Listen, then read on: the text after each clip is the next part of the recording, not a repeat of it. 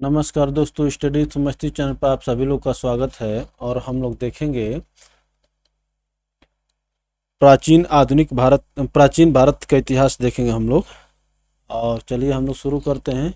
और आराम से पढ़ना है, समझ समझ के पढ़ना है। वैसे आप लोग बहुत बार पढ़ चुके होंगे, लेकिन मैं आप लोग को यहाँ पर महत्वपूर्ण महत्वपूर्ण चीज़ों को इंडिकेट करूँगा कि कहाँ कहाँ से प्रश्न पूछे जाते हैं जो आपको याद करने जरूरी है। कोई भी आदमी कंप्यूटर नहीं हो सकता है, इसलिए जानना जरूरी है कि कहाँ कहाँ से प्रश्न पूछे जाते हैं। चलिए देखते हैं। तो भारत का इतिहास, इसके बारे में थोड़ी भूमिका देख लेते हैं। उत्तर में हिमालय से लेकर दक्षिण में समुद्र तक फैला यह उपमहाद्वीप भारतवर्ष के नाम से ज्ञात है, जिसे महाकाव्य तथा पुराणों में भारतवर्ष अर्थात भरतों का देश तथा यहाँ के निवासियों को भारतीय अर्थात भरत की संतान कहा जाता है। भरत एक प्राचीन कबीले का नाम था। प्राचीन भारतीय अपने देश को जम्बू द्वीप अर्थात जामुन वृक्षों का द्वीप कहते थे। प्राचीन ईरानी इसे सिंधु नदी के नाम से जोड़ते थे। तो ईरानी जो है इसे सिंधु नदी के नाम से जोड़ते थे, जिसमें सिंधु न कहकर हिंदू कहते थे। ये शब्द याद रखिएगा। ये पूछता है कि किसने भारत को क्या कहा है, तो ईरानी ही इसे हिंदू कहते थे। यही नाम फिर से पूरे पश्चिम में फैल गया और पूरे देश को इसी नदी के नाम से जाना जाने लगा। यूनानी इसे इंदे, ईरानी हिंदू और यूनानी जो है इंदे कहते थे, और अरब इसे हिंद कहते थे। अरबी जो है, अरब के लोग जो इसे हिंद कहते थे। चलिए आगे चलते हैं, आराम से देखेंगे ऐसे हम लोग। मध्यकाल में इस देश को हिंदुस्तान कहा जाने लगा। यह शब्द भी फारसी शब्द हिंदू से बना है, जिसे ईरानी कहते थे। हिंदुस्तान जो है फारसी शब्द हिंदू से बना है।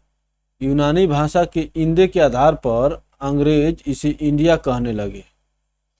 तो आप जानते हैं कि अंग्रेज इसे इंडिया कहने लगे। पारा बदले विंध्य की पर्वत श्रृंखला देश को उत्तर और दक्षिण दो भागों में बांटती है। तो जो विंध्याचल पर्वत श्रृंखला आप देखते हैं वो भारत को दो भागों में बांटती है, उत्तर और दक्षिण में। उत्तर में इंडो यूरोपियन परिवार की भाषाएं बोलने वालों की, यहाँ से देखिए, उत्तर में इंडो यूरोपियन परिवार की भाषाएं बोलने वालों की तथा दक्षिण में द्रविड़ परिवार की भाषाएं बोलने वालों का बहुमत है। तो दक्षिण में जो भाषाएं बोली जाती हैं वो द्रविड़ परिवार से हैं, और उत्तर में जो बोली जाती है वो इंडो यूरोपियन परिवार की भाषा है। चलिए आगे चलते हैं।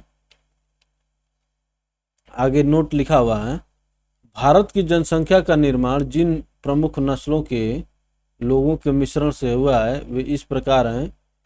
प्रोटो ऑस्ट्रेलॉयड, पैलियो मेडिटेरेनियन, काकेसायड, निग्रोयड और मंगोलायड।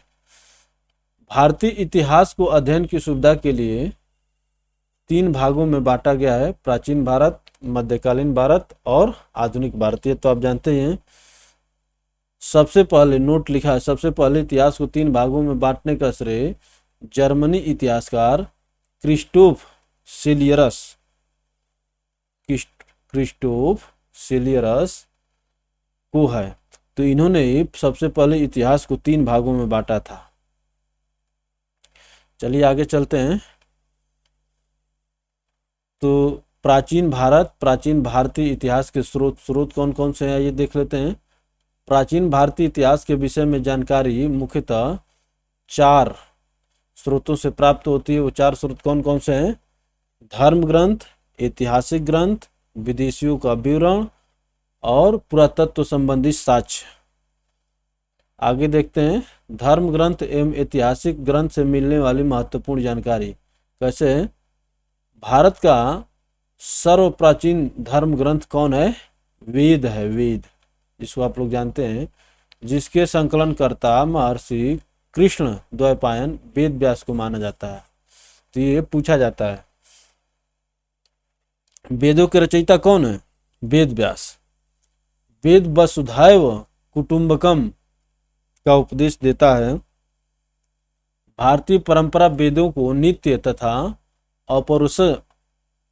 अपौरुषय मानती है। वेद 4 हैं। वेदों के संकलन कर्ता कौन हुए? वेद व्यास हुए। और वेद कितने हैं? 4 हैं। आप सभी लोग जानते हैं, एक बार हम लोग फिर देखेंगे। ऋग्वेद, यजुर्वेद, सामवेद और अथर्ववेद। केवल इनके नाम मात्र से जानने से नहीं काम चलेगा, ये इसमें ये पूछता है कि इसमें क्या क्या दिया हुआ है, सब बातें। इन चारों वेदों को संहिता कहा जाता है। अगर इन चारों वेदों को मिला लें तो संहिता कहा जाता है, संहिता। चलिए आगे चलते हैं। ऋग्वेद, ऋचाओं के क्रमबद्ध ज्ञान के संग्रह को ऋग्वेद कहा गया है। तो ऋग्वेद किससे बना है? ऋचाओं से बना है। ऋचाओं, इसमें 10 मंडल, ऋग्वेद में 10 मंडल हैं, 1028 सूक्त हैं, वाल्खिल्य पाठ के 11 सूक्तों सहित। तो 10 मंडल, 1028 सूक्त एवं 10,462 ऋचाएं हैं। इस वेद की ऋचाओं को पढ़ने वाले ऋषि को क्या कहते हैं? होत्री कहते हैं। देखिए खुद रेट से किया हुआ, इसको पूछते हैं। तो ऋचाओं के पढ़ने वाले ऋषि को क्या कहते हैं? होत्री कहते हैं। ये पूछा जाता है। इस वेद से आर्य की राजनीतिक प्रणाली, इतिहास एवं ईश्वर की महिमा के बारे में जानकारी मिलती है। विश्वामित्र द्वारा रचित ऋग्वेद के तीसरे मंडल में, यह भी पूछा जाता है, कौन से मंडल में? ऋग्वेद के तीसरे मंडल में सूर्य देवता सावित्री को समर्पित प्रसिद्ध गायत्री मंत्र है। तो ये पूछा जाता है कि गायत्री मंत्र कहाँ से लिया गया? तो गायत्री मंत्र ऋग्वेद से लिया गया है। और गायत्री मंत्र किस देवता को समर्पित है? तो सूर्य देवता को समर्पित है। और ऋग्वेद में सूर्य देवता को क्या कहते हैं? सावित्री कहते हैं। इसके 9वें मंडल में देवता सोम का उल्लेख है। तो तीसरे मंडल में सूर्य देवता का उल्लेख है और सूर्य देवता को समर्पित गायत्री मंत्र तीसरे मंडल में दिए गए हैं। ये पूछा जाता है कि कौन से मंडल में दिया गया है? तो तीसरे मंडल में है। और ये देख लीजिए 9वें मंडल में देवता सोम का उल्लेख है, सोम देवता का उल्लेख है। आगे चलते हैं। आगे देखिए, इसके 8वें मंडल में हस्तलिखित ऋचाओं को खिल कहा जाता है। हस्तलिखित ऋचाओं को खिल कहा जाता है। चतुष्वर्ण समाज की संकल्पना का आदि स्रोत ऋग्वेद है, जिसमें 4 वर्णों का उल्लेख किया गया है कि 10वें मंडल में वर्णित पुरुष सूक्त है। चतुष्वर्ण समाज की संकल्पना का आदि स्रोत ऋग्वेद के 10वें मंडल में वर्णित पुरुष सूक्त है, जिसके अनुसार 4 वर्ण कौन कौन से हैं? ब्राह्मण, क्षत्रिय, वैश्य तथा शूद्र। आदि पुरुष ब्रह्मा के क्रमशः ब्राह्मण किससे निकले हैं? मुख से निकले हैं। और क्षत्रिय किससे निकले हैं? भुजाओं से निकले हैं। और वैश्य जो है जांग से निकले हैं। और शूद्र जो है चरणों से निकले हैं, ऐसा माना गया है। तो ऋग्वेद में 4 वर्णों का उल्लेख होता है और इसमें यह बताया गया है कि 4 वर्ण ब्राह्मण, क्षत्रिय, वैश्य तथा शूद्र हैं। और ये जो है ब्रह्मा के क्रमशः मुख, भुजाओं, जांघ और चरणों से उत्पन्न हुए हैं। तो चलिए आगे चलते हैं।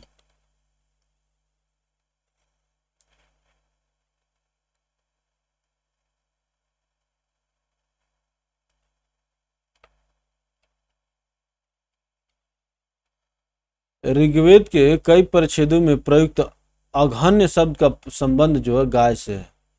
तो ऋग्वेद में गाय को क्या कहते थे? अघन्य माना गया, अघन्य।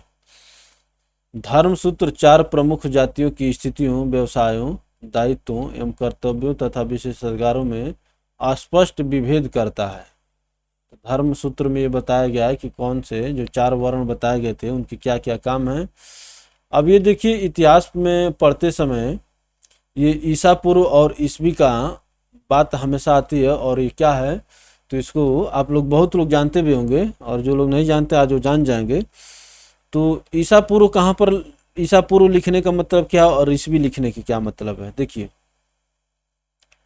आगे कह रहा है, वर्तमान में प्रचलित ग्रेगोरियन कैलेंडर, इसको ईसाई कैलेंडर, जूलियन कैलेंडर इत्यादि भी कहते हैं, ईसाई धर्मगुरु ईसा मसीह के जन्म वर्ष पर आधारित है।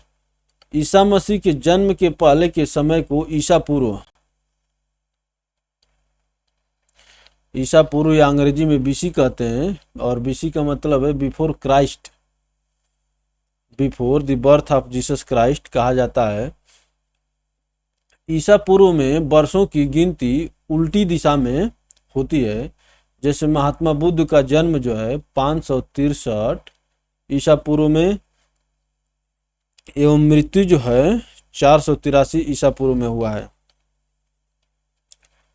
यानी ईसा मसीह के जन्म के 563 वर्ष पूर्व महात्मा बुद्ध का जन्म, और 483 वर्ष पूर्व मृत्यु हुई है।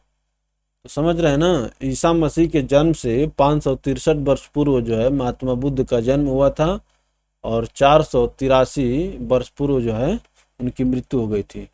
तो आइए हम लोग थोड़ा सा इसको और पतला करेंगे, ये जो थोड़ा सा मोटा हो गया है और नीला सही है। चलिए अब देखिए, ईसा मसीह की जन्म तिथि से प्रारंभ हुआ सन ईसवी सन कहलाता है। इसके लिए संक्षेप में ईस्वी लिखा जाता है। ईस्वी को लैटिन भाषा के शब्द एडी में भी लिखा जाता है। तो ईस्वी लिखिए, अंग्रेजी में उसके लिए एडी लिखा जाता है। एडी, एडी का फुल फॉर्म क्या होता है, एनो डामिनी, जिसका शाब्दिक अर्थ है in the years of Lord Jesus Christ.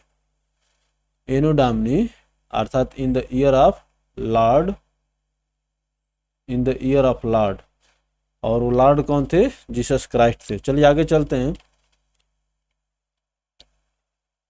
वामना अवतार के 3 पगों के आख्यान का प्राचीनतम स्रोत क्या है, ऋग्वेद है।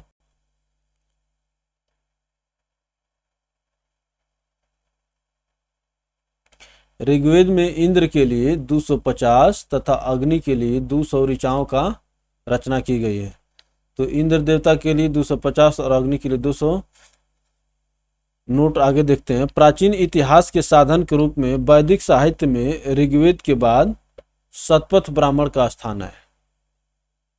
तो प्राचीन इतिहास को समझने के लिए, लिखने के लिए साधन के रूप में वैदिक साहित्य में ऋग्वेद के बाद शतपथ ब्राह्मण का स्थान आता है। चलिए आगे चलते हैं। अब देखेंगे जो दूसरा वेद था यजुर्वेद, सस्वर पाठ के लिए, मंत्रों तथा बलि के समग्र अनुपालन के लिए नियमों का संकलन जो है यजुर्वेद कहलाता है। मंत्रों तथा बलि के समय अनुपालन के लिए नियमों का संकलन यजुर्वेद कहलाता है। इसके पाठककर्ता को अध्वर्यु, जैसे ऋग्वेद में ऋचाओं के पढ़ने वालों को क्या कहते थे, होत्री कहते थे, होत्री। ऋग्वेद में होत्री कहते थे, और यजुर्वेद में जो उसको पढ़ते हैं उनको अध्वर्यु कहते हैं, अध्वर्यु। और मंत्रों का उल्लेख इसमें यजुर्वेद में यज्ञों के नियमों एवं विधि विधानों का संकलन मिलता है। इसमें बलिदान विधि का भी वर्णन है। यह एक ऐसा वेद है जो गद्य एवं पद्य दोनों में है। तो ये भी पूछा जाता है कि कौन सा ऐसा वेद है जो गद्य और पद्य दोनों में है, और आपको ऑप्शन में यही चारों वेद दे देगा। आप जो किसको टिक करेंगे, यजुर्वेद को टिक करेंगे। चलिए आगे चलते हैं। सामवेद, साम का शाब्दिक अर्थ है गान। इस वेद में मुख्यतः यज्ञों के अवसर पर गाए जाने वाले ऋचाओं या मंत्रों का संकलन है। इसके पाठककर्ता को उदात्री कहते हैं। इसका संकलन ऋग्वेद पर आधारित है। तो सामवेद में, सामवेद का शाब्दिक अर्थ ज्ञान, इसमें इस वेद में मुख्यतः यज्ञों के अवसर पर गाए जाने वाले ऋचाओं या मंत्रों का संकलन है। इसे भारतीय संगीत का जनक कहा जाता है। तो गान और संगीत आप देख रहे हैं, इसे भारतीय संगीत का जनक कहा जाता है सामवेद को।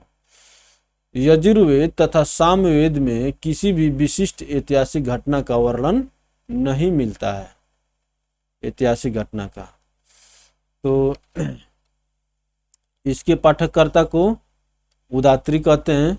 और हम लोग देखे थे, यहाँ पर देखिए अध्वर्यु कहते हैं यजुर्वेद को, और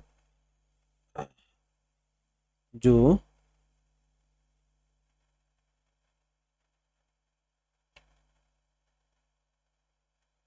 ऋग्वेद के को क्या कहते थे पाठककर्ता को, जो ऋचाओं को, होत्री। मैं यही आपको बताने वाला था, इसलिए यहाँ पर आपको लेकर क्या है, होत्री कहते हैं। चलिए आगे चलते हैं। ये होत्री हो गया, और ऋग्वेद यजुर्वेद में अध्वर्यु हो गया, और सामवेद में जो है उदात्री कहते हैं, उर्दात्री। और ये देखिए कि यजुर्वेद गद्य और पद दोनों में है, इसमें मंत्रों का उच्चारण किया दिया गया है यजुर्वेद में। चलिए आगे चलते हैं। ऐसे जब आराम से समझ समझ के कंपैरिजन कर करके पढ़ेंगे तो दिमाग में बैठेगा। जो प्रश्न पूछे जाने लायक हैं, जो पूछे जाते हैं, उसको हम आपको इंडिकेट करते रहेंगे। अथर्ववेद, अथर्वा ऋषि द्वारा रचित इस वेद में कुल 731 मंत्र तथा लगभग 6000 पद हैं। अथर्वा ऋषि द्वारा इसके कुल मंत्र वैदिक मंत्रों में भी प्राचीनतर हैं कुछ मंत्र। अथर्ववेद कन्याओं के जन्म की निंदा करता है, कन्याओं के जन्म की निंदा करता है। आगे क्या कह रहा है देखते हैं इसको। तो ऐतिहासिक दृष्टि से अथर्ववेद का महत्व इस बात में है कि इसमें सामान्य मनुष्य के विचारों तथा अंधविश्वासों का विवरण मिलता है। अथर्ववेद का महत्व इस बात से है कि इसमें सामान्य मनुष्य के विचारों तथा अंधविश्वासों का विवरण मिलता है। पृथ्वी सूक्त अथर्ववेद का प्रतिनिधि सूक्त माना जाता है। इसमें मानव जीवन के सभी पक्षों, गृह निर्माण, कृषि की उन्नति, व्यापारिक मार्गों का गहन या खोज, रोग निवारण, समन्वय, विवाह तथा प्रणय गीतों, राजभक्ति, राजा का चुनाव, बहुत से वनस्पतियों एवं औषधियों, शाप, वशीकरण, प्रायश्चित, मातृभूमि, महात्म्य आदि का विवरण दिया गया है। कुछ मंत्रों में जादू टोना का भी वर्णन मिलता है। तो जादू टोना का वर्णन कहाँ मिलता है? ये अथर्ववेद हो गया, जो हम लोग देख रहे हैं, का भी वर्णन है। आगे चलेंगे हम लोग।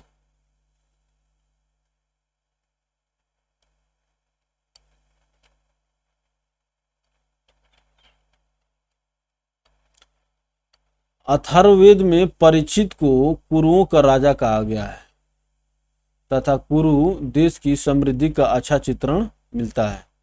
अथर्ववेद में परीक्षित को, राजा परीक्षित को कुरुओं का राजा कहा गया है तथा कुरु को देश की समृद्धि का अच्छा चित्रण मिलता है।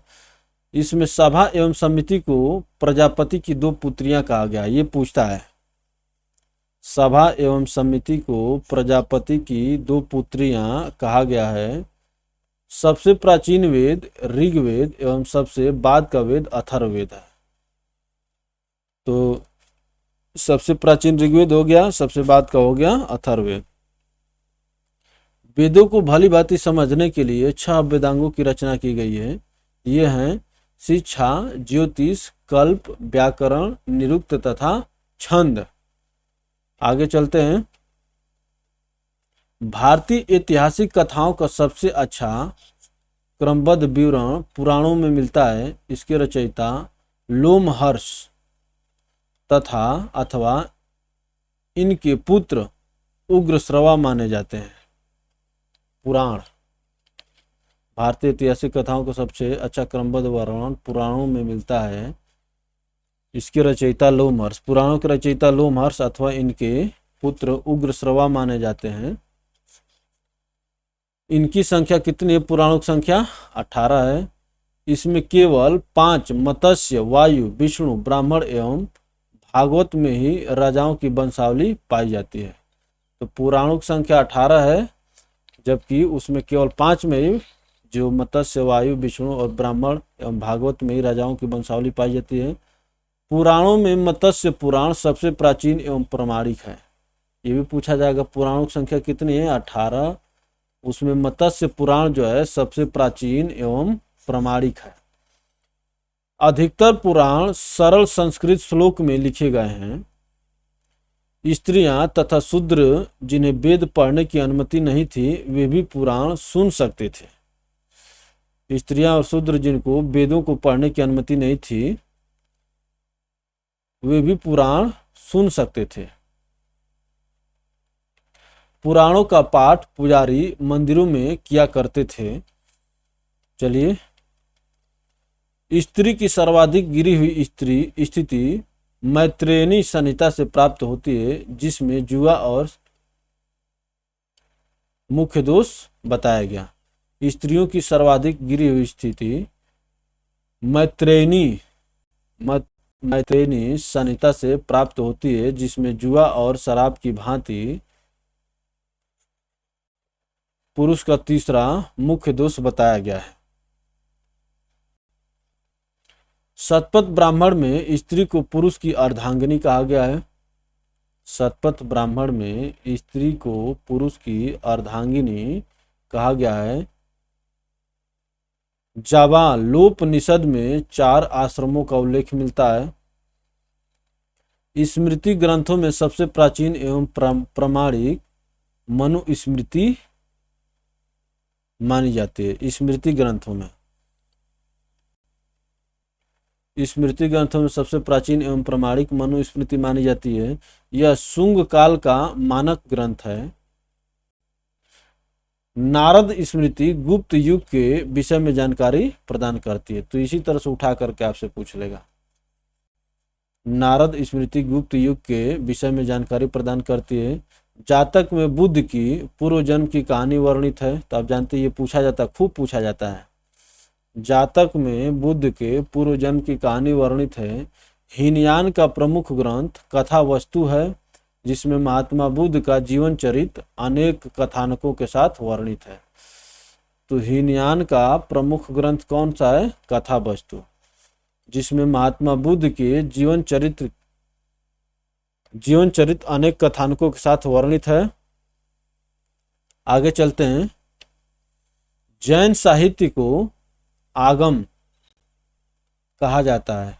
जैन धर्म का प्रारंभिक इतिहास कल्प सूत्र से ज्ञात होता है।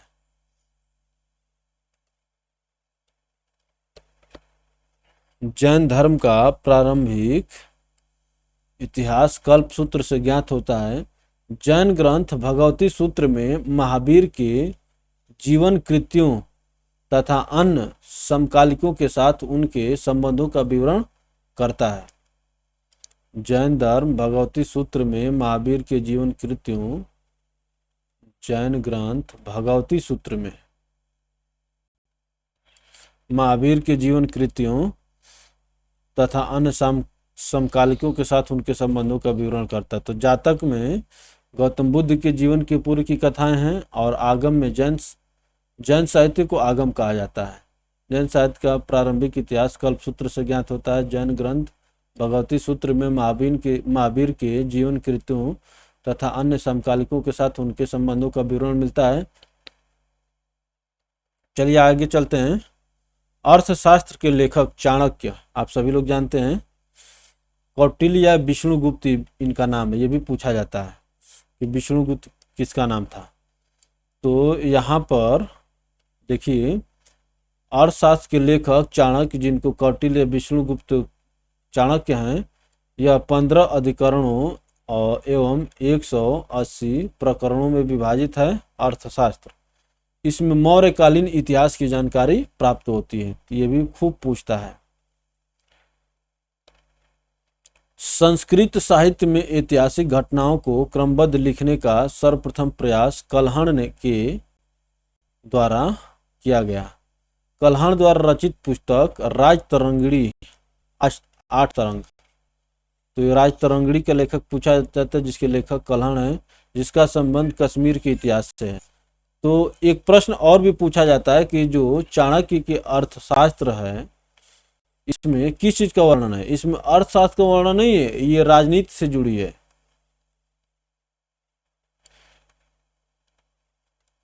राजनीति से जुड़ी है।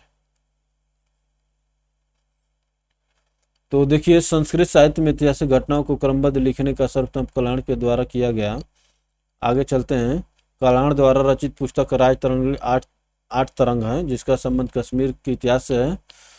अरबों की सिंध विजय का वृतांत चचनामा लेखक अली अहमद में सुरक्षित है।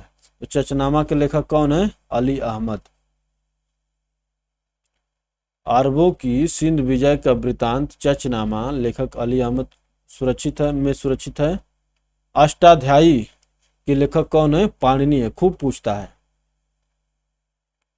अष्टाध्यायी के लेखक पाणिनि है। संस्कृत भाषा व्याकरण का प्रथम पुस्तक, ये भी पूछा जाता है। संस्कृत भाषा व्याकरण की प्रथम पुस्तक कौन सी है? अष्टाध्यायी है। अष्टाध्यायी के लेखक कौन है? पाणिनि है। इससे मौर्य के पहले का इतिहास एवं मौर्य युगीन राजनीतिक अवस्था की जानकारी प्राप्त होती है। तो मौर्य के पहले का इतिहास तथा मौर्य युगीन राजनीतिक व्यवस्था की जानकारी प्राप्त होती है।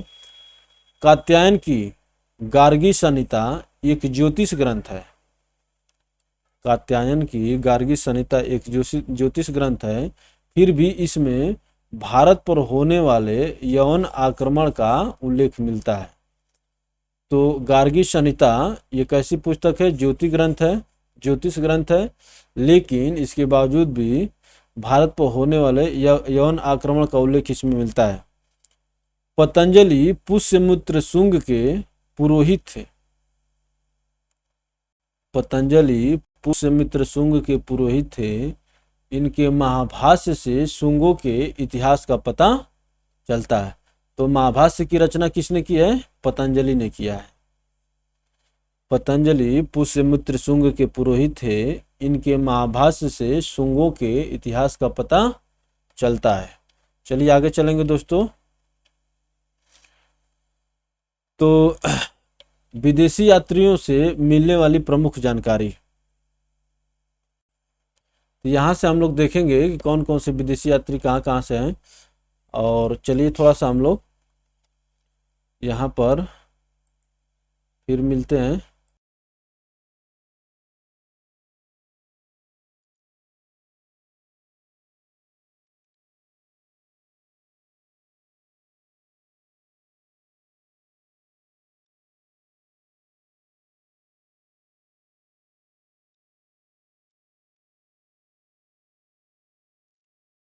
ये हम लोग यहाँ से देखेंगे विदेशी यात्रियों से मिलने वाली प्रमुख जानकारी। यूनानी रोमन लेखक पेसियस, यह ईरान का राजवैद्य था। भारत के संबंध में इसका विवरण आश्चर्यजनक कहानियों से परिपूर्ण होने के कारण अविश्वसनीय है। हेरोडोटस का नाम खूब सुनते हैं हम लोग। हेरोडोटस, इसे इतिहास का पिता कहा जाता है।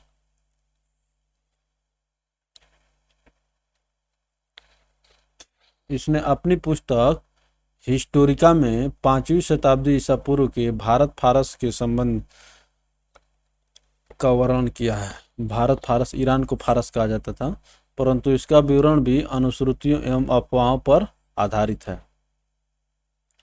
सिकंदर के साथ आने वाले लेखकों में निर्याकस,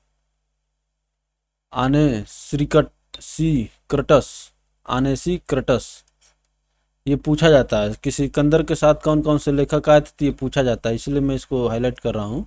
सिकंदर के साथ आने वाले लेखकों में निर्याकस, आनेसिक्रटस तथा अरिस्टोबुलस के विवरण अधिक प्रामाणिक एवं विश्वसनीय है।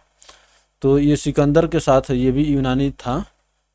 तो सिकंदर के साथ आने वाले लेखकों में निर्याकस, आनेसिक्रटस तथा आरिस्टोबुलस के विवरण अधिक प्रामाणिक एवं विश्वसनीय है। चलिए आगे चलते हैं दोस्तों। आगे अब ये इस साइड आ जाते हैं।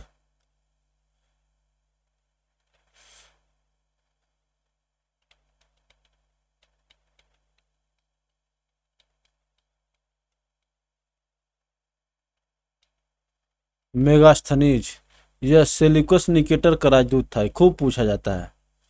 मेगास्थनीज जो है सेल्यूकस निकेटर का राजदूत था, जो चंद्रगुप्त मौर्य के दरबार में आया था। इसने अपनी पुस्तक इंडिका में मौर्य युगीन समाज एवं संस्कृति के विषय में लिखा है।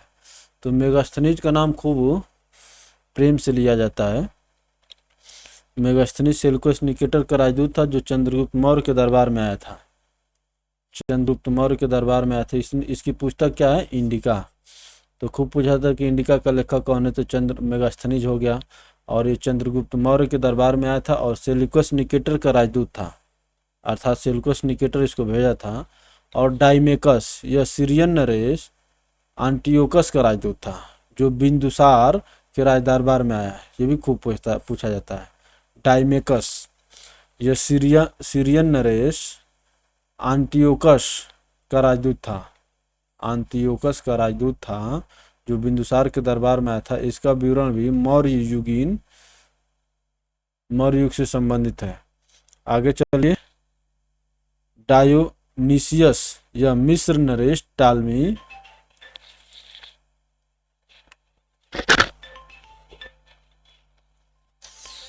तो अभी एक फोन आ गया है दोस्तों, देखते हैं फोन किसका है। चलिए फिर दोबारा शुरू करते हैं। दोबारा शुरू क्या, शुरू तो है ही, बस इसको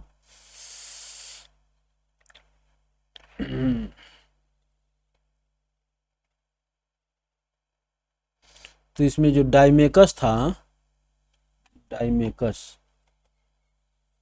इसको देख लेते हैं।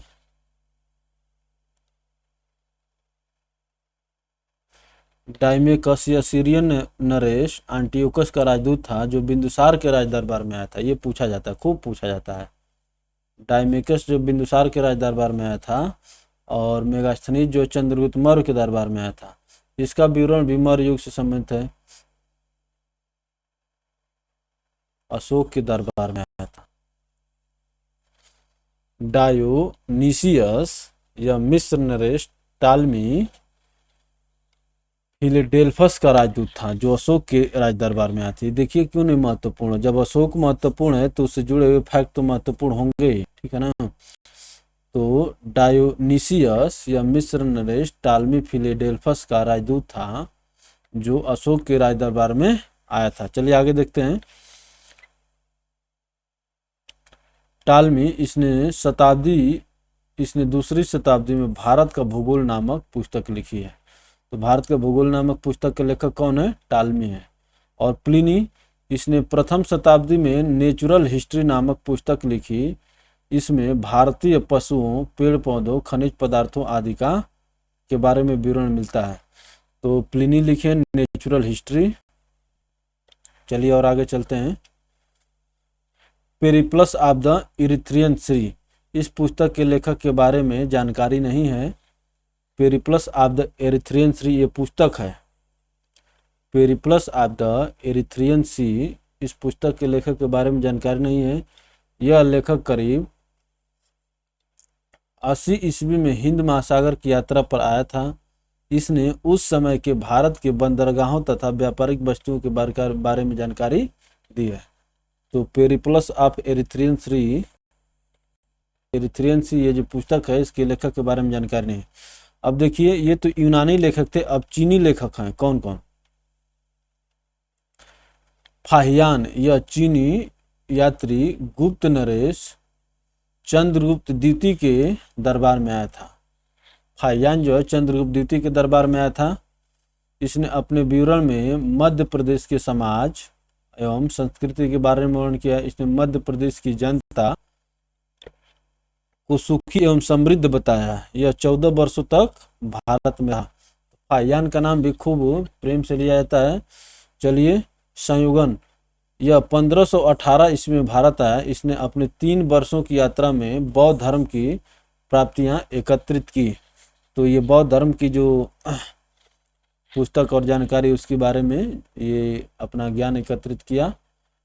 तो फाहियान को याद रखिए, फाहियान चंद्रगुप्त द्वितीय के दरबार में आया था। और हेनसांग को देख लेते हैं, यह हर्षवर्धन के शासनकाल में भारत आया। हेनसांग हर्षवर्धन। हेनसांग हेनसांग जो है 629 ईस्वी में चीन में भारत वर्ष के लिए प्रस्थान किया। 629 में चीन से भारत वर्ष के लिए प्रस्थान किया और लगभग 1 वर्ष की यात्रा के बाद सर्वप्रथम वह भारतीय राज्य कपिसा पहुंचा। भारत में 15 वर्ष तक ठहरा। 635 लौट गया। वह बिहार में नालंदा जिला स्थित नालंदा विश्वविद्यालय में अध्ययन करने तथा भारत में बौद्ध ग्रंथों को एकत्र करके ले जाने के लिए आया था। तो हेनसांग जो है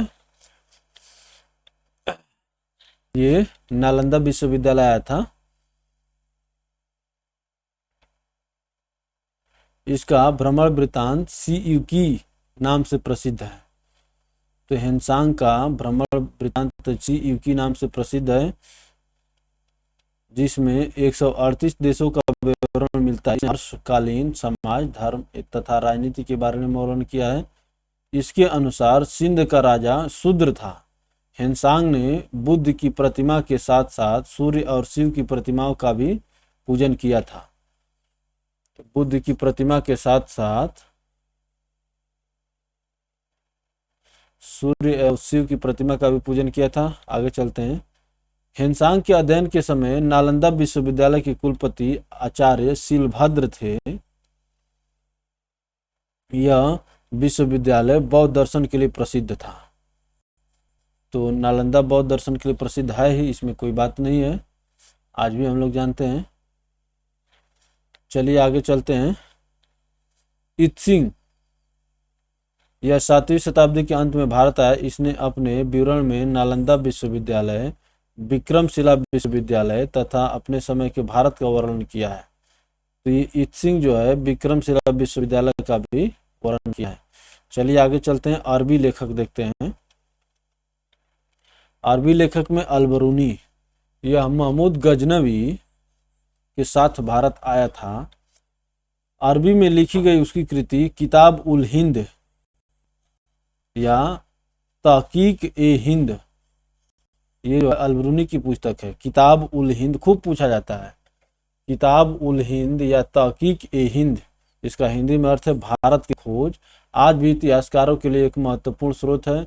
यह एक विस्तृत ग्रंथ है जो धर्म और दर्शन, त्योहारों, खगोल विज्ञान, कीमिया, रीति रिवाजों तथा प्रथाओं, सामाजिक जीवन, भारतौल तथा मापन विधियों, मूर्तिकला, कानून, मापतंत्र, विज्ञान आदि विषयों के आधार पर 80 अध्यायों में विभाजित है। इसमें राजपूतकालीन समाज, धर्म, रीति रिवाज, राजनीति आदि का पर सुंदर प्रकाश डाला गया है। तो अलबरूनी की किताब जो है किताब उल हिंद या तहकीक ए हिंद, किताब उल हिंद या तहकीक ए हिंद, जिसका हिंदी में अर्थ है भारत की खोज, ये खूब पूछी जाती है। ठीक है ना। तो और क्या क्या इससे पूछा जाता है, ये महमूद गजनवी के साथ भारत आया था और इसकी किताब का नाम क्या है, किताब उल हिंद या तहकीक ए हिंद। और इतना चीज याद रखिए, अरबी में उसकी किताब लिखी है। जो किताब है वो अरबी भाषा में है। तो आइए देखते हैं इब्न बतूता, इसके द्वारा अरबी भाषा में लिखा गया उसका यात्रा वृत्तांत रेहला कहा जाता है। ये पूछा था, ये यूपीपीसीएस में पूछा था कि रेहला की लेखक कौन है, तो इब्न बतूता है, ये अरबी लेखक है।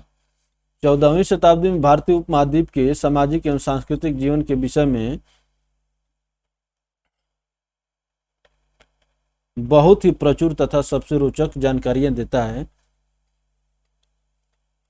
1333 ईस्वी में दिल्ली पहुंचने पर इसकी विद्वता से प्रभावित होकर सुल्तान मुहम्मद बिन तुगलक ने उसे दिल्ली का काजी या न्यायाधीश नियुक्त किया।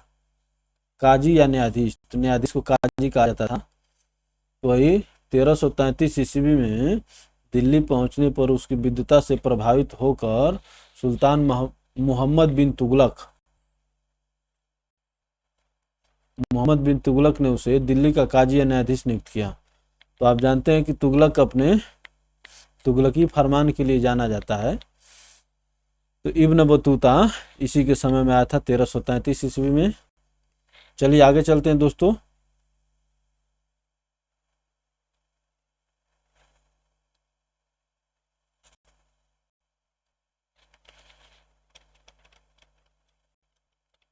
अन्य लेखक हैं तारानाथ।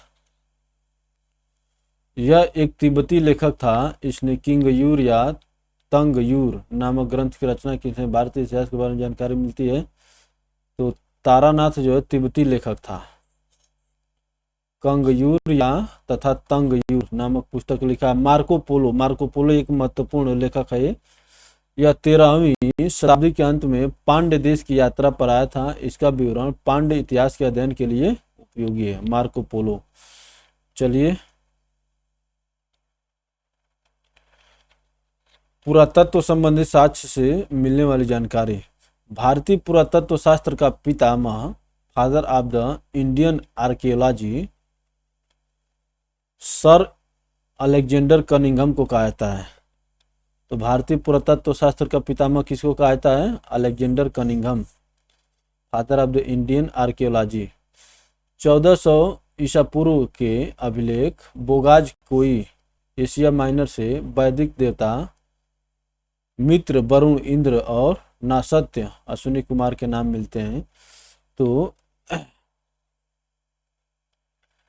ये बोगाज कोई अभिलेख को एशिया माइनर भी कहा जाता है। ये पूछा जाता है, एशिया माइनर पूछा जाता है, अभी हम आपको बताएंगे। मध्य भारत में भागवत धर्म विकसित होने का प्रमाण यवन राजदूत होलियोडोरस के बेसनगर विदिशा गरुड़ स्तंभ से प्राप्त होता है। सर्वप्रथम भारतवर्ष का जिक्र हाथी गुफा अभिलेख में है।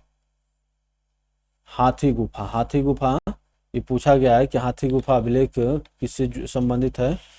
तो हम लोग देखेंगे, ये खारवेल नरेश से संबंधित था। सर्वप्रथम भारतवर्ष का जिक्र हाथी गुफा अभिलेख में है। आगे चलते देखते हैं। सर्वप्रथम दुर्भिक्ष की जानकारी देने वाला अभिलेख सोहगौरा अभिलेख है। इस अभिलेख में संकट काल में उपयोग हेतु खाद्यान्न सुरक्षित रखने का भी उल्लेख है। तो दुर्भिक्ष की जानकारी किससे मिलती है? सोहगौरा अभिलेख से मिलती है। आगे चलते हैं। सर्वप्रथम भारत पर होने वाले हूण आक्रमण की जानकारी भीतरी स्तंभ लेख से प्राप्त होती है।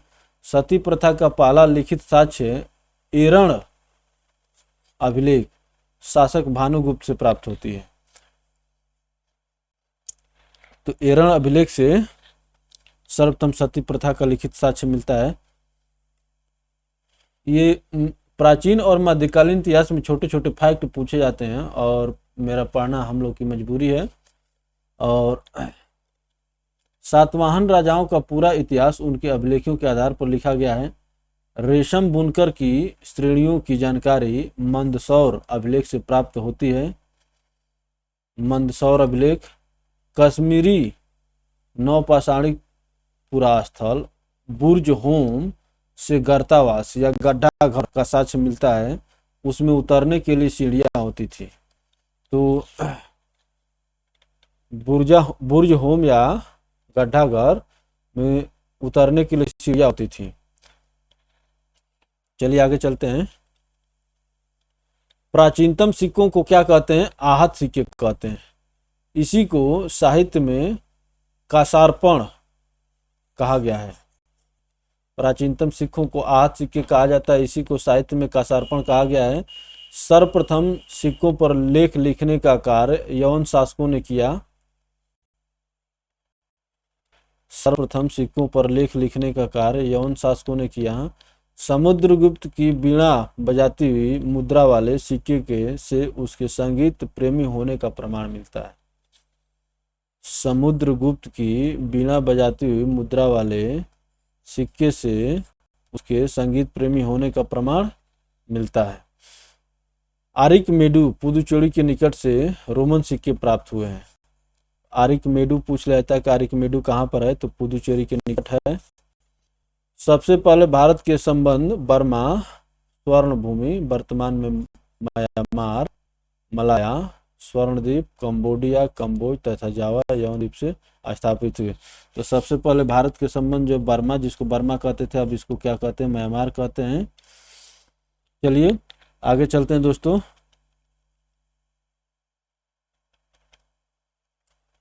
महत्वपूर्ण अभिलेख देखिए, मैं आपको बता रहा था ना,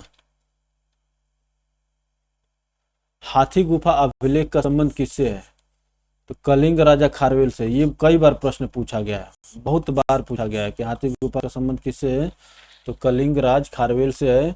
जूनागढ़ अभिलेख, रुद्रदामन, नासिक अभिलेख, गौतमी बालश्री और प्रयाग स्तंभ का संबंध जो है समुद्रगुप्त से, ये भी खूब पूछा जाता है। ऐहोल अभिलेख पुलकेशियन द्वितीय। आगे बढ़ते हैं, मंदसौर अभिलेख, मालवा नरेश यशोवर्मन, ग्वालियर। भीतरी एवं जूनागढ़ अभिलेख, स्कंदगुप्त। देवपाड़ा अभिलेख, बंगाल शासक विजय सेन। अभिलेखों का अध्ययन एपिग्राफी कहलाता है। अभिलेखों का अध्ययन जो है एपिग्राफी कहलाता है। तो यहाँ पर आप तो 3 याद रखिए, 3-4 याद रखिए कम से कम। हाथी गुफा अभिलेख तिथि रहित अभिलेख है, कलिंग राजा खारवेल से संबंधित है। प्रयाग स्तंभ समुद्रगुप्त, ये तो बहुत चर्चित है, जिसको याद रहता है ये। ऐहोल अभिलेख जो है पुलकेशियन द्वितीय से संबंधित है। चलिए आगे चलते हैं दोस्तों। उत्तर भारत के मंदिरों की कला की शैली नागर शैली तथा दक्षिण भारत के मंदिरों की शैली द्रविड़ शैली कहलाती है। तो देखिए इसको याद रखिए, उत्तर भारत के मंदिरों की कला शैली नागर शैली तथा दक्षिण भारत के मंदिरों की कला द्राविड़ शैली कहलाती है। दक्षिणापथ के मंदिरों के निर्माण में नागर एवं द्रविड़ दोनों शैलियों का प्रभाव पड़ा, अतः यह वेसर शैली कहलाती है। तो उत्तर भारत से जब दक्षिण में जब जाएंगे तो इन दोनों बीच में जो है, इन दोनों शैलियों के मिश्रण से जो भवन बने हैं उसको वेसर शैली कहा जाता है। ठीक है ना, वही कहा यहाँ पर देखिए ये लिखा हुआ है, दक्षिणापथ के मंदिरों के निर्माण में नागर और द्रविड़ दोनों शैलियों के प्रभाव पड़ा, अतः यह वेसर शैली कहती है। तो ये बहुत ही महत्वपूर्ण है। उत्तर भारत के मंदिरों की कला शैली नागर शैली, दक्षिण भारत के मंदिरों की कला द्राविड़ शैली, और उत्तर और दक्षिण दोनों के बीच में जो मंदिर पर है इसमें नागर और द्राविड़ दोनों का समावेश किया गया है, उसको वेसर शैली कहते हैं।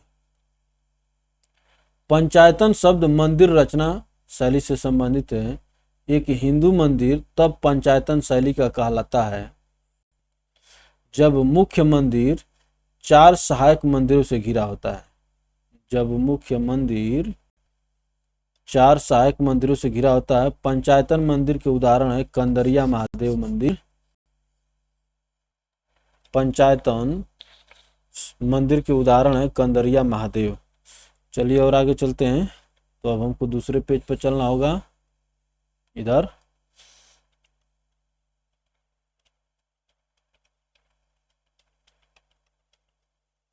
कंदरिया महादेव मंदिर कहाँ है, खजुराहो में, खूब पूछा जाता है।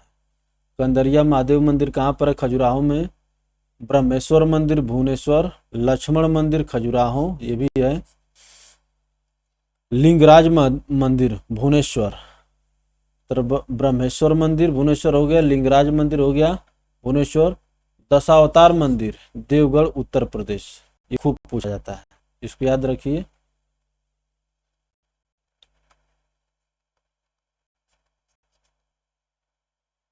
दशावतार मंदिर देवगढ़ उत्तर प्रदेश, गोंडेश्वर मंदिर महाराष्ट्र। तो कंदरिया महादेव मंदिर खजुराहो, और दूसरा कौन सा है, लक्ष्मण मंदिर भी खजुराहो में है, और ब्रह्मादेश्वर मंदिर और लिंगराज मंदिर ये दोनों भुवनेश्वर में है, और दशावतार मंदिर देवगढ़ उत्तर प्रदेश, इसको आप याद रखिए दशावतार मंदिर को। गोंडेश्वर मंदिर महाराष्ट्र।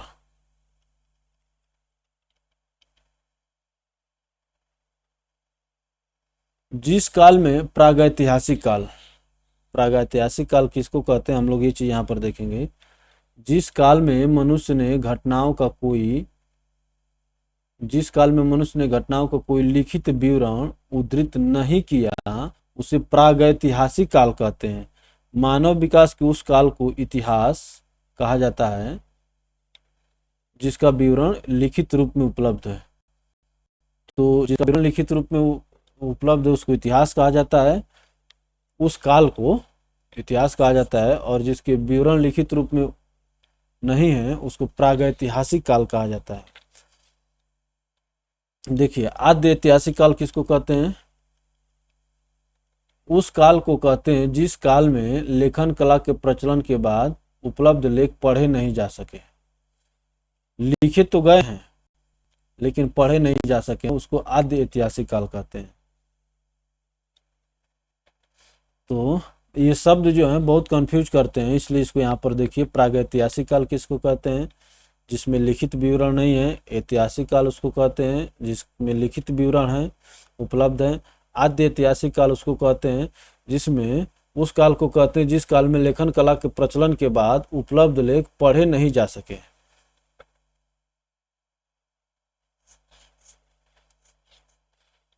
जो है उपलब्ध लेख जो है पढ़े नहीं जा सके। ज्ञानी मानव होमो सैपियंस का प्रवेश इस धरती पर आज से लगभग 30 या 40 हजार वर्ष पूर्व हुआ है। 30 या 40 हजार वर्ष पूर्व। तो ज्ञानी मानव जिसको होमो सैपियंस कहते हैं का प्रवेश इस धरती पर आज से लगभग 30 या 40 हजार वर्ष पूर्व हुआ। पूर्व पाषाण युग या पूरा पाषाण काल के मानव की जीविका का मुख्य आधार शिकार था। शिकार पूरा पाषाण काल में आदि मानव के मनोरंजन के साधन भी थे। तो ये पूर्व पाषाण युग या पूरा पाषाण काल के मानव की जीवन का मुख्य आधार शिकार था। इसको भी याद रखें, पूछेगा आपसे। शिकार पूरा पाषाण काल में आदि मानव के मनोरंजन के साधन भी थे, भोजन भी हो जाता था, मनोरंजन भी हो जाता था। देखिए, आग का आविष्कार पूरा पाषाण काल में एवं पहिए का आविष्कार नव पाषाण काल में हुआ, ये पूछता है। तो आग का आविष्कार जो है पूरा पाषाण काल में एवं पहिए का आविष्कार जो है नव पाषाण काल में हुआ है।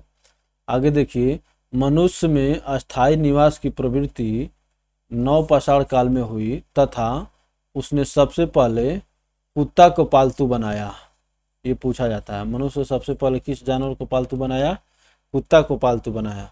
मनुष्य ने सर्वप्रथम तांबा धातु का प्रयोग किया तथा उसके द्वारा बनाया जाने वाला प्रथम औजार क्या है?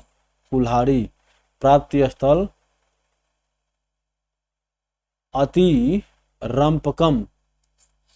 अतिरंपकम से मिला है। तो सबसे पहले कुत्ता को पालतू बनाया, सबसे पहले तांबा धातु का प्रयोग किया, सबसे पहले जो औजार बनाया वो कौन था? कुल्हाड़ी था। तो ये चीज दोनों बहुत महत्वपूर्ण है। आग का आविष्कार पूरा पाषाण काल में और पहिए का आविष्कार जो है नव पाषाण काल में हुआ। चलिए आगे चलते हैं।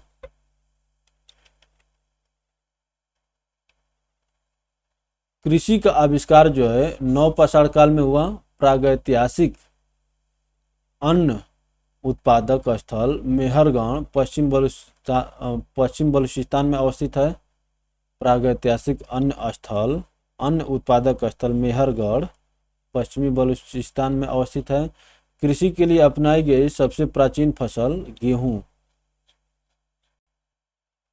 पहली फसल एवं जौ थी। सबसे प्राचीन फसल गेहूं पहली फसल एवं जौ थी, लेकिन मानव द्वारा सर्वप्रथम प्रयुक्त अनाज चावल था। तो गेहूं जौ चावल सभी आ गया। तो सबसे प्राचीन फसल गेहूं एवं जौ थी एवं मानव द्वारा सर्वप्रथम प्रयुक्त अनाज चावल था। कृषि का प्रथम उदाहरण मेहरगढ़ यहाँ पर देखें जो से प्राप्त हुआ। कोल्डिहवा का संबंध चावल के प्राचीनतम साक्ष्य से है। तो ये कोल्डिहवा जो यहाँ से चावल के प्राचीनतम साक्ष्य मिले हैं। पल्लावरम नामक स्थान पर प्रथम भारतीय पूरा पाषाण कलाकृति की खोज हुई थी। पल्लावरम नामक स्थान पर प्रथम भारतीय पूरा पाषाण कलाकृति की खोज हुई थी। आगे चलते हैं। भारत में पूर्व प्रस्तर युग के अधिकांश औजार स्फटिक पत्थर के बने थे। रॉबर्ट ब्रूस फूट पहले व्यक्ति थे जिन्होंने 1863 ईस्वी में भारत में पूरा पाषाणकालीन औजार की खोज की। भारत का सबसे प्राचीन नगर मोहनजोदड़ो था। सिंध भाषा में जिसका अर्थ है मृतकों का टीला। तो सबसे प्राचीन नगर मोहनजोदड़ो था और मोहनजोदड़ो का अर्थ क्या है? मृतकों का टीला। असम का श्वेत भ्रू गिबन भारत में पाया जाने वाला एकमात्र मानव कपि है।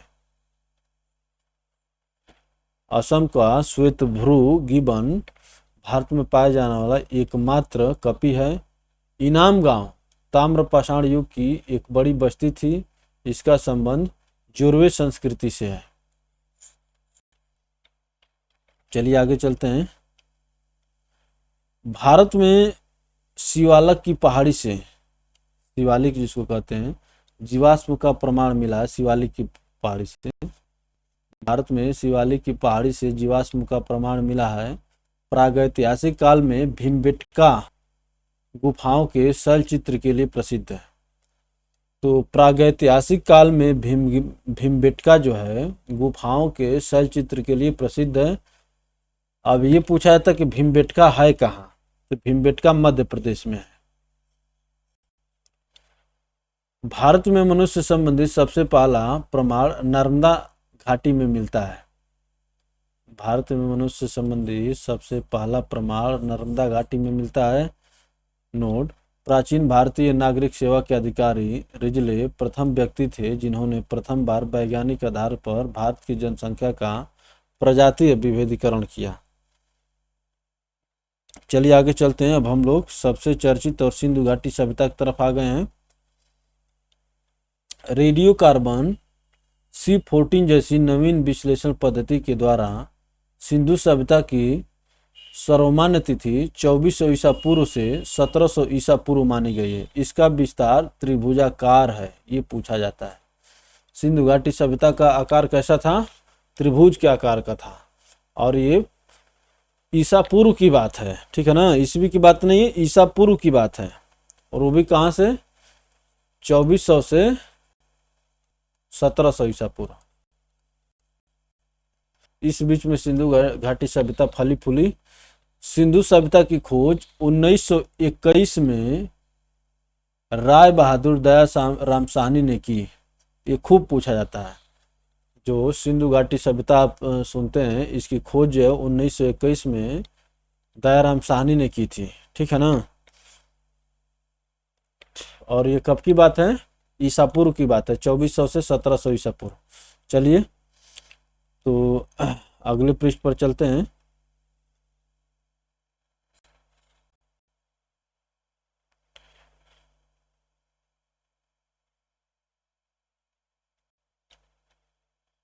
देखिए यहाँ पर लिखा है, सिंधु सभ्यता को आद्य ऐतिहासिक काल, प्रोटो हिस्टोरिक अथवा कांस्य युग में रखा जा सकता है। सिंधु सभ्यता को आद्य ऐतिहासिक, प्रोटो हिस्टोरिक अथवा कांस्य ब्रोंज युग में रखा जा सकता है। इस सभ्यता के मुख्य निवासी द्रविड़ एवं भूमध्य सागरीय थे। तो सिंधु घाटी सभ्यता को आद्य ऐतिहासिक काल में रखा जा सकता है और इसके अथवा इसको क्या कहते हैं, कांस्य ब्रोंज युग में रखा जा सकता है। सर जॉन मार्शल, भारतीय पुरातत्व सर्वेक्षण विभाग तत्कालीन महानिदेशक ने 1924 ईस्वी में सिंधु घाटी सभ्यता नामक एक उन्नत नगरीय सभ्यता पाए जाने की विधिवत घोषणा की। तो 1921 में आप देख रहे थे कि दयाराम साहनी ने सिंधु घाटी सभ्यता की खोज की, लेकिन सर जॉन मार्शल जो पुरातत्व संरक्षण विभाग के तत्कालीन महानिदेशक थे, 1924 ईस्वी में सिंधु घाटी सभ्यता नामक एक उच्च नगरीय सभ्यता पाए जाने की विधिवत घोषणा की है। आगे चलते हैं, लेकिन खोज 1921 में ही हो गई है। सिंधु सभ्यता के सर्वाधिक पश्चिमी पूरा स्थल दाशक नदी के किनारे स्थित सुतका गेंडोर बलूचिस्तान। ये पूछता है सिंधु घाटी सभ्यता के जो चारों स्थल हैं, तो पश्चिमी पूरा स्थल सुतका गेंडोर बलूचिस्तान में, पूर्वी पूरा स्थल हिंडन नदी के किनारे आलमगीरपुर, ये उत्तर प्रदेश में, जिला मेरठ, देखिए लिखा हुआ है। तो पश्चिमी हो गया सुतका गेंडोर, पूर्वी हो गया आलमगीरपुर, और उत्तरी पूरा स्थल चिनाब नदी के तट पर अखनूर नदी के निकट माडा जम्मू कश्मीर राज्य में, एवं दक्षिणी पूरा स्थल गोदावरी नदी के तट पर दाइमाबाद, जिला अहमदनगर महाराष्ट्र। तो सिंधु घाटी सभ्यता को अगर हम लोग पूर्वी पश्चिमी में बांटें तो देखिए उत्तरी था माडा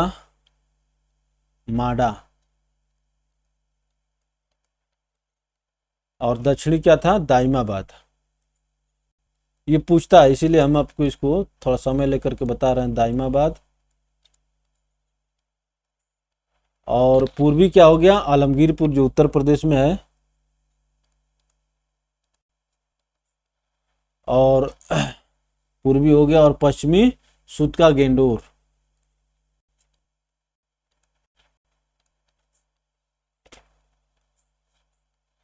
तो पश्चिमी हो गया, तो देखिए पूर्वी आलमगीरपुर, पश्चिमी सुतका गेंडोर हो गया, और उत्तरी हो गया माडा, और दक्षिणी हो गया दाइमाबाद। इसको याद रखिए, पूछा जाता है। सिंधु सभ्यता या सैंधव सभ्यता कैसी सभ्यता थी, नगरीय सभ्यता थी, खूब पूछा जाता है। सैंधव सभ्यता से प्राप्त परिपक्व अवस्था वाले स्थलों में केवल 6 कोई बड़े नगर की संज्ञा दी गई है। इसमें कौन कौन से हैं, मोहनजोदड़ो, हड़प्पा, गढ़वारी वाला, धौलावीरा, राखीगढ़ी एवं कालीबंगा। ये केवल 6 बड़े नगर हैं सिंधु घाटी सभ्यता में। और सिंधु घाटी सभ्यता में सबसे पहले कौन खोजा गया था, मोहनजोदाड़ो खोजा गया था। और मोहनजोदाड़ो का अर्थ क्या होता है, मृतकों का टीला। चलिए, तो ये 6 जो पूरा स्थल देख रहे हैं, इसको आप याद रखेंगे। मांडा, दाइमाबाद, आलमगीरपुर, सुतका गेंडोर हो गया। चलिए आगे चलते हैं। स्वतंत्रता प्राप्ति पश्चात हड़प्पा संस्कृति के सर्वाधिक स्थल गुजरात में खोजे गए। सिंधु घाटी सभ्यता का सबसे बड़ा स्थल मोहनजोदड़ो है, जबकि भारत में इसका सबसे बड़ा स्थल राखीगढ़ी घग्गर नदी है। मोहनजोदड़ो जो है भारत में नहीं है, वही कह रहा है। सिंधु घाटी सभ्यता का सबसे बड़ा स्थल जो मोहनजोदड़ो है, जबकि भारत में इसका सबसे बड़ा स्थल राखीगढ़ी घग्गर नदी है, जो कि हरियाणा के जिंद जिला में स्थित है। तो राखीगढ़ी कहाँ पर है, हरियाणा में स्थित है। इसकी खोज में सूरजभान ने की थी। तो राखीगढ़ी की खोज जो है 1969 में सूरजभान ने की थी, जबकि सिंधु घाटी सभ्यता की खोज और मोहनजोदड़ो की खोज कब हो गई थी, 1921 में हो गई थी। मोहनजोदड़ो की खोज 1921 में होती है। और सिंधु घाटी सभ्यता का कार्यकाल हम लोग देखे हैं 2400 से 1700। लोथल एवं सुतकोतता सिंधु सभ्यता का बंदरगाह था। लोथल एवं सुतकोतता सिंधु सभ्यता का बंदरगाह था। तो याद रखिए 2 बंदरगाह थे। जुते हुए खेत और नक्काशीदार ईंटों के प्रयोग का साक्ष्य कालीबंगा से प्राप्त होता है। तो कालीबंगा से जुते हुए खोत का खेत मिलते हैं, जुते हुए खेत एवं नक्काशीदार ईंट। ये पूछा जाता है, तो हम लोग को देखना होगा ना, जो पूछा जाता है तो पढ़ना तो पड़ेगा। मोहनजोदड़ो से प्राप्त स्नानागार सैंधव सभ्यता की सबसे बड़ी इमारत है। सिंधु घाटी सभ्यता का सबसे बड़ा स्थल मोहनजोदड़ो, और मोहनजोदड़ो में जो सबसे बड़ी इमारत है वो स्नानागार है, जिसके मध्य स्थित स्नान कुंड अग्निकुंड लोथल एवं कालीबंगा से प्राप्त हैं। अग्निकुंड लोथल एवं कालीबंगा से प्राप्त हैं। चलिए, तो एक चीज हम यहाँ पर देख लेते हैं। राखीगढ़ी हरियाणा हो गया, और स्नानागार हो गया, अग्निकुंड लोथल एवं कालीबंगा से प्राप्त हुए। मोहनजोदड़ो से प्राप्त एक सील पर 3 मुख वाले देवता पशुपति की मूर्ति मिली है, पशुपतिनाथ की मूर्ति मिली है। उनके चारों ओर हाथी, गैंडा, चीता एवं भैंसा विराजमान है। ठीक ना। तो ये मूर्ति कहाँ से मिली है? पशुपति की मोहनजोदड़ो से। मोहनजोदड़ो से नर्तकी की एक कांस्य मूर्ति मिली है। हड़प्पा की मोहरों पर सबसे अधिक एक श्रृंगी पशु का अंकन मिलता है। यहाँ से प्राप्त एक आयताकार मोहर में स्त्री के गर्भ से निकलता पौधा दिखाया गया है।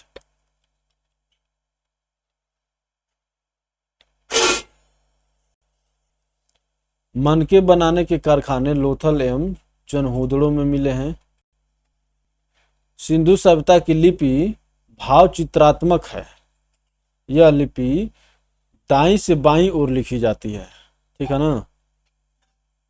सिंधु सभ्यता की लिपि भाव चित्रात्मक है। यह लिपि जो है दाएं से बाईं ओर लिखी जाती है। जैसे अभी आज हम लोग देखेंगे, हम लोग ऐसे लिखते हैं क ख, इधर से चलते हैं लेकिन वहां पर ऐसे लिखा गया है क ख ग, ऐसे चलते हैं। तो वही कह रहा है कि सिंधु सभ्यता की लिपि भाव चित्रात्मक है। यह लिपि दाएं से बाईं ओर लिखी जाती है। जब अभिलेख एक से अधिक होता था तो पहली पंक्ति दाईं से बाईं और दूसरी पंक्ति बाईं से दाईं ओर लिखी जाती थी। तो इधर से शुरू करते थे और ऐसे आते थे। ये पहली पंक्ति हो गई, ये दूसरी पंक्ति हो गई। वही कह रहा है जब अभिलेख एक से अधिक पंक्तियों का होता था तो पहली पंक्ति दाएं से बाईं ओर और दूसरी बाईं से दाईं ओर लिखी जाती थी। चलिए और आगे चलते हैं।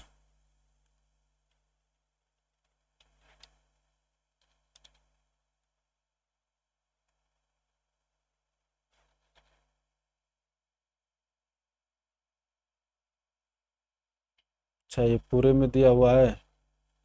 चलिए तो हम लोग इसके ऊपर का पहले देख लेते हैं इस चीज को। पढ़ते रहिए, पढ़ते रहने से चीजें दिमाग में रहती हैं और जब ऑप्शन आपके सामने आता है तो आदमी टिक करता है। लेखन कला की उचित प्रणाली विकसित करने वाली पहली सभ्यता सुमेरिया की सभ्यता थी। कितनी बात महत्वपूर्ण लिखा है। लेखन कला की उचित प्रणाली विकसित करने वाली पहली सभ्यता सुमेरिया की सभ्यता थी। सिंधु सभ्यता के लोगों ने नगरों तथा घरों के विन्यास के लिए ग्रिड पद्धति अपनाई। सिंधु सभ्यता के लोगों ने नगरों एवं घरों के विन्यास के लिए ग्रिड पद्धति अपनाई। घरों के दरवाजे और खिड़कियां सड़क की ओर न खुलकर पिछवाड़े की ओर खुलते थे। तो दरवाजे और खिड़कियां जैसे आज हम लोग देखते हैं कि हर एक आदमी अपना दरवाजा सड़क पर खोलता है, तो वही कह रहा है घरों के दरवाजे और खिड़कियां सड़क की ओर न खुलकर पिछवाड़े की ओर खुलते थे। केवल लोथल नगर के घरों के दरवाजे मुख्य सड़क की ओर खुलते थे। लोथल कहाँ पर है? गुजरात में है। सिंधु सभ्यता में मुख्य फसल थी गेहूं और जौ।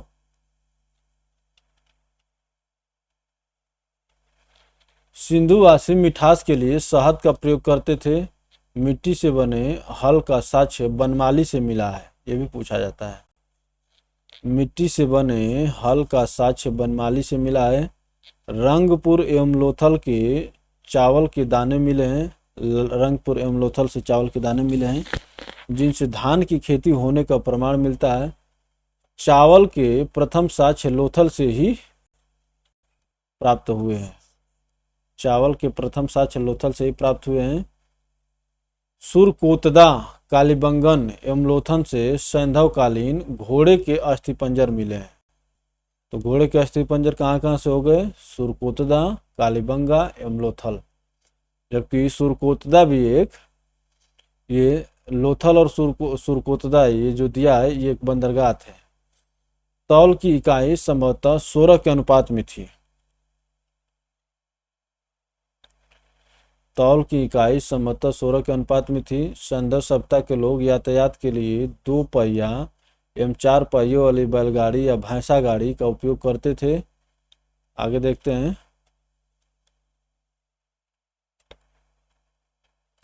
मेसोपोटामिया के अभिलेखों में वर्णित मेलुहा शब्द का अभिप्राय सिंधु सभ्यता से ही है।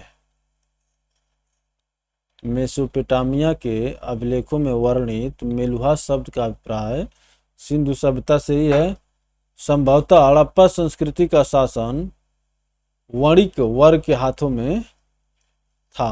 वणिक संभवतः हड़प्पा संस्कृति का शासन वणिक वर्ग के हाथों में था। पिगट ने हड़प्पा एवं मोहनजोदड़ो को एक विस्तृत साम्राज्य की जुड़वा राजधानी कहा है। पिगट ने हड़प्पा एवं मोहनजोदड़ो को एक विस्तृत साम्राज्य की जुड़वा राजधानी कहा है। सिंधु सभ्यता के लोग धरती को उर्वरता की देवी मानकर उसकी पूजा किया करते थे। सिंधु सभ्यता के लोग धरती को उर्वरता की देवी मानकर उसकी पूजा किया करते थे। चलिए आगे चलते हैं दोस्तों। वृक्ष पूजा एवं शिव पूजा के प्रचलन के साक्ष्य भी सिंधु सभ्यता से मिलते हैं। स्वास्तिक चिन्ह संभवतः हड़प्पा सभ्यता की देन है। इस चिन्ह से सूर्य उपासना का अनुमान लगाया जाता है। सूर्य की उपासना का अनुमान लगाया जाता है। सिंधु घाटी के नगरों में किसी भी मंदिर के अवशेष नहीं मिले। तो जो स्वास्तिक चिन्ह है वो हड़प्पा सभ्यता से मिला है, हड़प्पा सभ्यता में मिला है, और इस चिन्ह से सूर्य की उपासना का अनुमान लगाया जाता है। सिंधु सभ्यता में मातृ देवी की उपासना सर्वाधिक प्रचलित थी। आगे चलते हैं। पशुओं में कुबड़ वाला सांड इस सभ्यता के लोगों के लिए विशेष पूजनीय था। पशुओं में कुबड़ वाला सांड इस सभ्यता के लोगों के लिए विशेष पूजनीय था।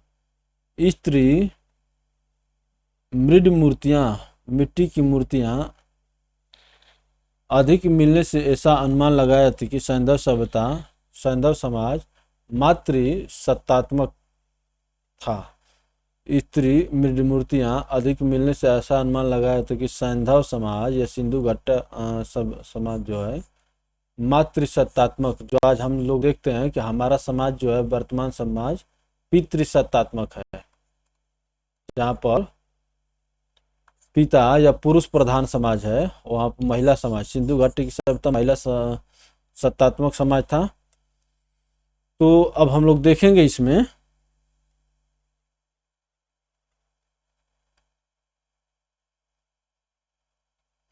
थोड़ा सा, ये देखते हैं।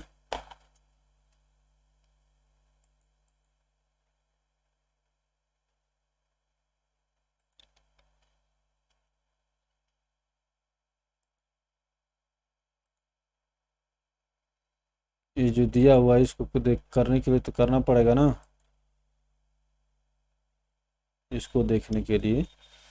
तो चलिए हम लोग चलते हैं फुल स्क्रीन मोड पर।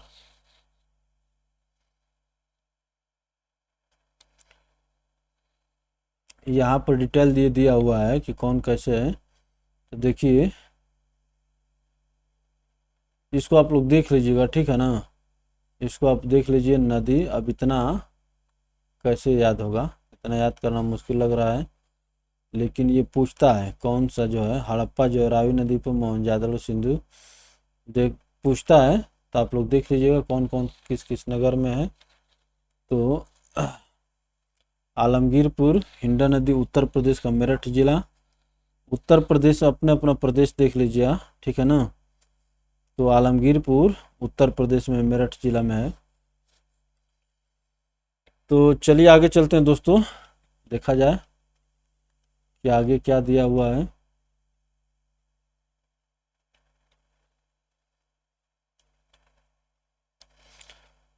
तो आगे जो दिया हुआ है,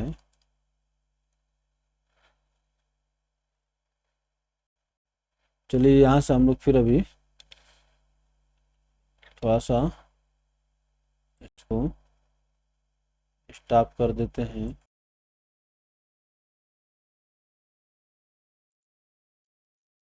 तो दोस्तों अब हम लोग देखते हैं यहाँ से।